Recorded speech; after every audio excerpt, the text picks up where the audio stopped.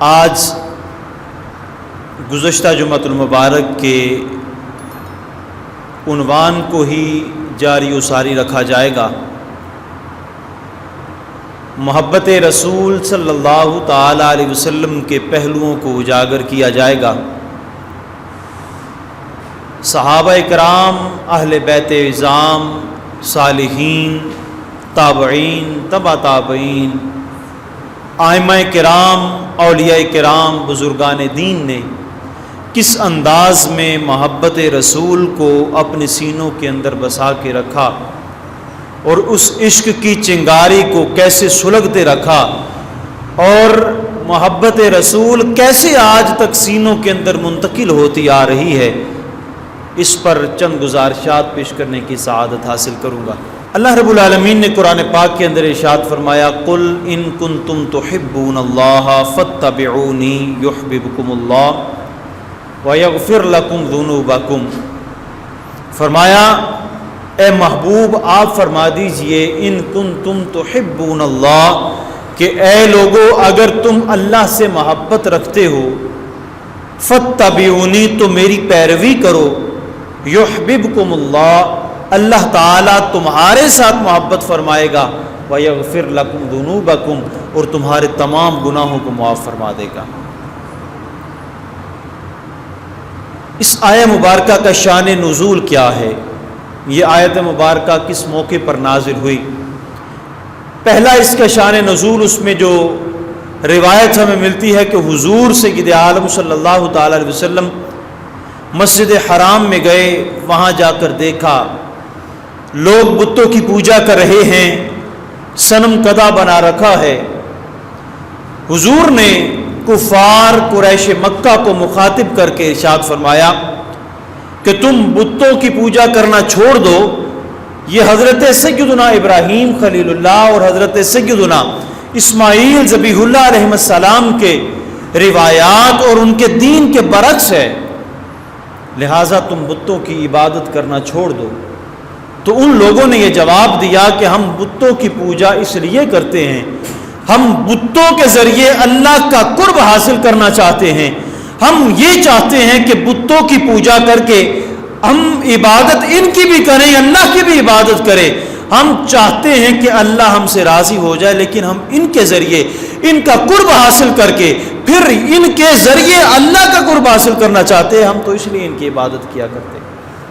اس وقت یہ آیت مبارکہ نازل ہوئی، فرمایا تمہاری بات کا کوئی وزن نہیں ہے، لیکن اگر تم یہی چاہتے ہو کہ اللہ رب العالمین سے تم محبت کرو، اللہ تمہاری محبت کو شرف قبولیت عطا فرمائے، تو پھر ایک کام کر لو، محبوب کی زبان سے کہلوا دیا میری اتباع کرو، یعنی محبوب کی اتباع کرو۔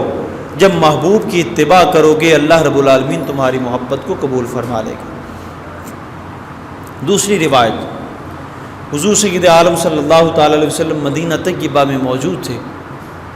مدینہ طیبہ میں جب حضور نے یہودیوں کو دین اسلام کی جانب راغب کرنے کا کہا، اور ان لوگوں نے جب دیکھا کہ صحابہ کرام کس انداز میں محبوب خدا صلی اللہ علیہ وسلم کی محبت اور اتباع میں سرشار ہیں، تو ان لوگوں نے کہنا شروع کر دیا ہمیں اس چیز کی ضرورت نہیں، ہمیں اللہ کا قرب حاصل کرنے کے لیے، اللہ سے محبت کرنے کے لیے ہمیں مسلمانوں کے نبی کی اتباع کی ضرورت نہیں، ہم کیوں ان کی اتباع کرتے پھریں؟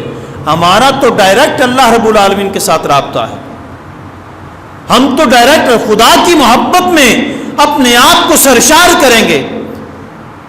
ہم تو عزیر علیہ السلام کی امتی ہیں، ہم موسیٰ علیہ السلام کی امتی ہیں، وہ تو عزیر علیہ السلام کو اللہ کا بیٹا کہتے تھے۔ انہوں نے کہا کہ ہم ڈائریکٹ اللہ سے محبت کرتے ہیں، ہمیں کسی کی اتباع کی ضرورت نہیں۔ اللہ نے اپنے محبوب کو فرمایا اے محبوب ارشاد فرما دو، تم یہ جو محبت کے دعوے کرتے پھرتے ہو، فرمایا محبوب ارشاد فرما دو فاتبعونی، تم میری پیروی کرو۔ جب میری تم پیروی کرو گے اللہ تمہاری محبت کو نہ صرف قبول کرے گا بلکہ اللہ اعلان فرما دے گا یحببکم اللہ، اللہ رب العالمین خود خدا ہو کے تم سے محبت کرنے لگ جائے گا۔ فرمایا آج تو تم یہ دعوے کر رہے ہو کہ ہم اللہ سے محبت کرتے ہیں، نہ جانے اللہ تمہاری محبت قبول کرے نہ کرے، بلکہ اللہ نے اعلان فرما دیا میں تو تمہاری محبت کو قبول نہیں کروں گا۔ محبت کو قبول کرنے کی شرط یہ قرار دے دی میرے محبوب کی اتباع کرو۔ پھر جو محبوب کی اتباع کر لے گا اس کو انعام یہ عطا فرمایا کہ لوگ تو دعوے کرتے ہیں ہم اللہ سے محبت کرتے ہیں، لیکن جو میرے محبوب کی اتباع کر لیتا ہے میں خود خدا ان کی محبت کو قبول بھی کروں گا اور اعلان بھی کروں گا کہ میں خدا ہو کہ تم سے محبت بھی کروں گا، تمہارے جتنے بھی گناہ ہیں سارے معاف کر دوں گا۔ وَيَغْفِرْ لَكُمْ ذُنُوبَكُمْ، اور تمہارے تمام گناہوں کو میں معاف کر دوں گا۔ تو پتہ چلا کہ محبت کی قبولیت کے لیے شرط یہ ہے کہ ہم اللہ کے محبوب صلی اللہ تعالی علیہ وسلم کی اتباع اور غلامی اختیار کریں، ہم حضور سید عالم صلی اللہ تعالی علیہ وسلم کی غلامی میں اپنی زندگی گزاریں۔ اس کا انعام کیا ہے، اس کا اللہ رب العالمین نے صلہ کیا عطا فرمایا، اتنا بڑا انعام عطا فرمایا کہ اس بندے کی محبت کی کوئی گارنٹی ہی نہیں، لیکن تمہیں تو میں خود یہ پرمٹ عطا کر رہا ہوں، تمہیں یہ مہر لگا کے دے رہا ہوں، تم نے فقط میرے محبوب کی غلامی اختیار کرنی ہے کہ محمد سے وفا تو نے تو ہم تیرے ہیں، یہ جہاں چیز ہے کیا لوح و قلم تیرے ہیں۔ فرمایا تم تو فقط یہ چھوٹی چھوٹی چیزیں مجھ سے مانگتے ہو، میرے محبوب کی محبت اور ان کی غلامی اختیار کر لو۔ جب تم یہ غلامی اختیار کر لو گے، میرے محبوب کی غلامی کا پٹا باندھ لو گے، علامہ اقبال نے کہہ دیا کہ کی محمد سے وفا تو نے تو ہم تیرے ہیں، اور یہ جہاں چیز ہے کیا لوح و قلم تیرے ہیں، یہ جہاں چیز ہے کیا لوح و قلم تیرے ہیں۔ جو چاہو گے اپنی تقدیر لکھتے جاؤ گے، تمہارا کام ہے لکھ دینا، اللہ کا کام ہے اس کو تقدیر بنا دینا۔